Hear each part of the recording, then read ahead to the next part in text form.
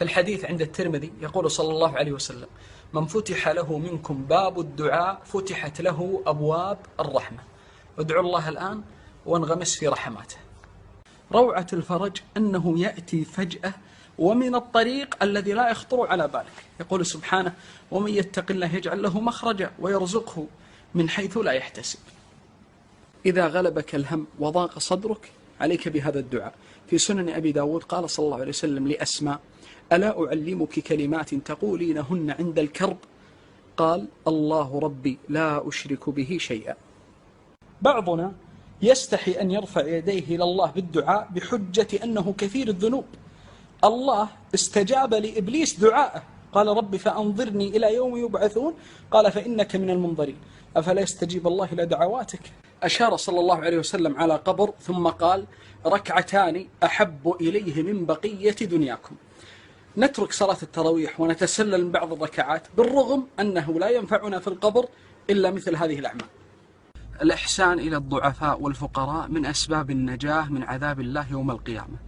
قال الله جل وعلا سائلا أصحاب النار: ما سلككم في سقر؟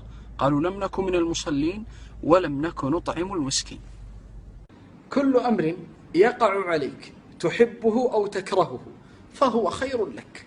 في مسند أحمد يقول صلى الله عليه وسلم: وليس كل أحد أمره كله خير إلا المؤمن.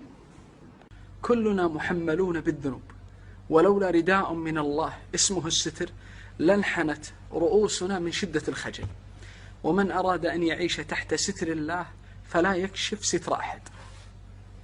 جاء عند الترمذي على ضعف أن النبي صلى الله عليه وسلم قال: لا تظهر الشماتة بأخيك فيرحمه الله ويبتليك، إذ أن الأصل في المؤمن أنه مرآة لأخيه المؤمن، إذا رأى فيه عيبا أصلحه.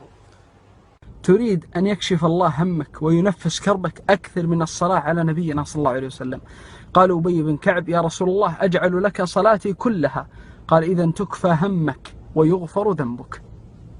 القبر ضيق جدا، لكن أعمالك الحسنة ستفتح لك نافذة لترى مقعدك في الجنة، فأكثروا من الصالحات. الله يحسن لنا ولكم الخاتمة. حتى يجيب الله دعوتك فعليك أن تنقي طريقها من الذنوب والمعاصي. في دعاء سليمان عليه السلام قال: رب اغفر لي وهب لي ملكا لا ينبغي لأحد من بعدي، فسأل الله المغفرة أولا